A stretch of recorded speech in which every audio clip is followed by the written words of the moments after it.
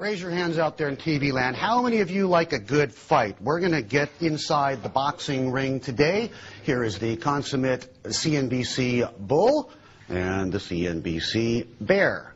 Side by side, gloves off, and we've got one of each with us today. Yes. Yoshi is still here.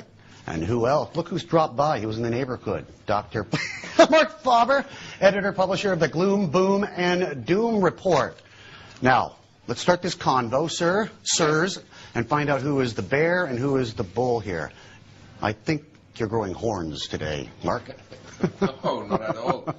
As you know, I'm ultra bearish about the world. I think we're all doomed because the governments are taking over and they will all bankrupt us and expropriate us, but it may not happen tomorrow.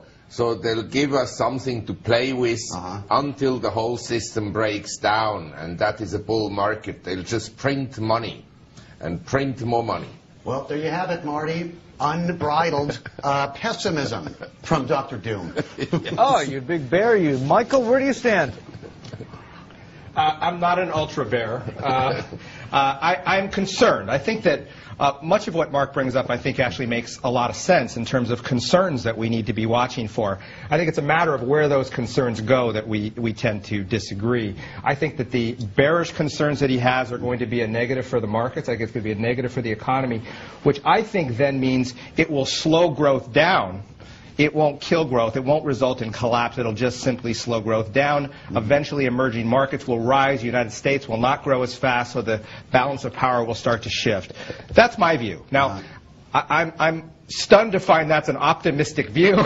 But relatively speaking, that is an optimistic view. I know that compared to the more bullish folks on Wall Street, I am considered pretty negative, pretty concerned. But again, it's just a matter of what outcomes look like. Karen, the two gentlemen in the studio with you are raring for a fight here. I was just noticing Mark's hook there had quite a swing to it, a little bit of a punch, bit of power behind that punch. Mark, what do you make of all these strong earnings reports coming out of Wall Street?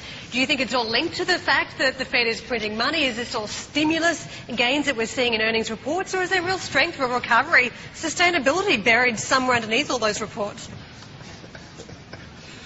Well, I think, first of all, in 2009, the corporate sector was very quick to lay off people, so they cut down on their employees dramatically, and sales have not been great by and large. So the the growth is not sustainable unless revenues come back, and that may take a while. But don't misunderstand me. I think before we all are doomed, the markets can go much, much higher, because of the stimulus that the government has brought about, that the stimulus packages that will eventually bankrupt the sovereign states. Secondly, they're going to print and print and print. And the Goldman Sachs indictment is actually a very good excuse to print more eventually. Since you brought up Goldman, I mean, you choose off the a la carte menu. You've got the Goldman thing, and, you know, the fists are off in that standoff there. Greece, they're still going around in circles there. What's going to be the big litmus test? What do you think is going to upset the balance of nature as we know it? Well, actually, I think that Goldman Sachs is a rather honest firm. They have a very strict compliance department compared to the others. They're like an angel. But they targeted Goldman because it stands as a symbol of Wall Street. Plus, it's also Israel. You understand? So they go after Goldman Sachs. The approval rating of Mr. Obama has plunged, even or because of the health care reforms. And now they go after Goldman Sachs to distract the attention of the people and target the minority, Wall Street and Goldman Sachs. And maybe the intention is not to hurt Goldman Sachs, but just to gain popularity with the middle class and the lower classes of America.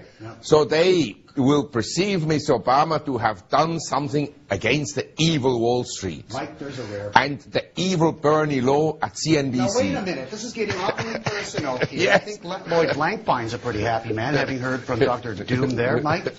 Yeah, I think that the Goldman story, at this point, we just don't know how deep it's going to run. At this point, it does seem like a fairly isolated case. Well, I wanted to comment a bit, if I could, on what Mark has said, because, investors will watch CNBC. They're looking for investable, actionable advice. Yes. Right?